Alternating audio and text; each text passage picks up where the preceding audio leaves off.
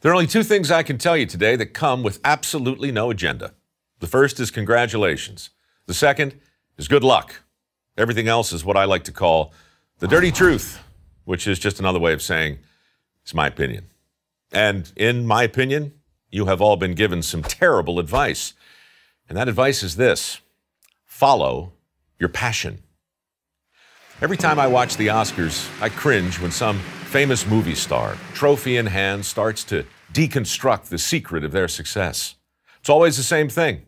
Don't let anyone tell you that you don't have what it takes, kid. And the ever-popular, never give up on your dreams.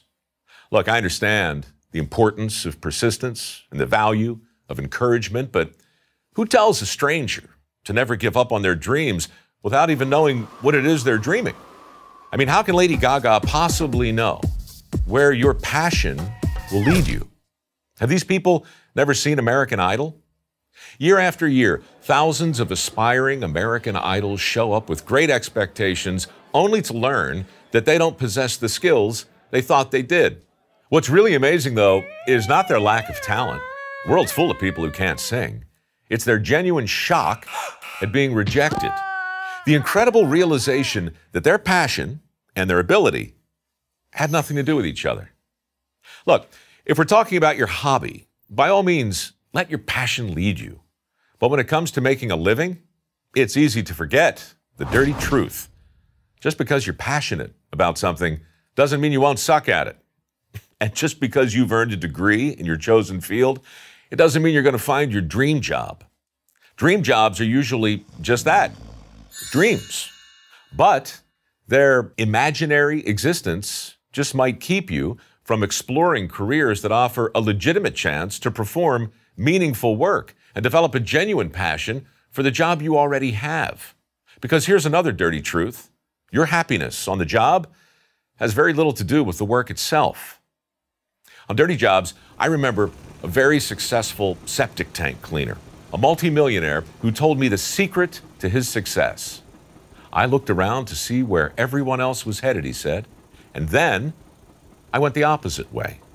Then I got good at my work. Then I began to prosper, and then one day I realized I was passionate about other people's crap.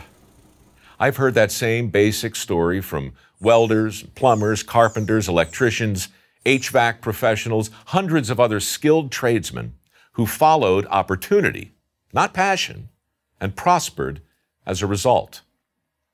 Consider the reality of the current job market. Right now, millions of people with degrees and diplomas are out there competing for a relatively narrow set of opportunities that polite society calls good careers. Now, meanwhile, employers are struggling to fill nearly 5.8 million jobs that nobody's trained to do. This is the skills gap.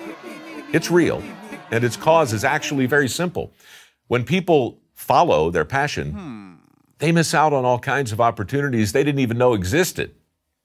When I was 16, I wanted to follow in my grandfather's footsteps.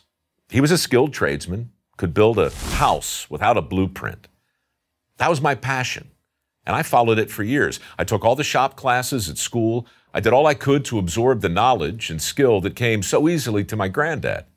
Unfortunately, the handy gene is recessive. It skipped right over me, and I struggled mightily to overcome my deficiencies, but I couldn't. I was one of those contestants on American Idol who believed his passion was enough to ensure his success. One day, I brought home a sconce I had made in wood shop. Looked like a paramecium. After a heavy sigh, my granddad gave me the best advice I've ever received. He told me, "Mike, you can still be a tradesman, but only if you get yourself a different kind of toolbox." At the time, this felt contrary to everything I believed about the importance of passion and persistence and staying the course. But of course, he was right, because staying the course, that only makes sense if you're headed in a sensible direction. And while passion is way too important to be without, it is way too fickle to follow around. Which brings us to the final dirty truth. Never follow your passion, but always bring it with you. Congratulations again and good luck.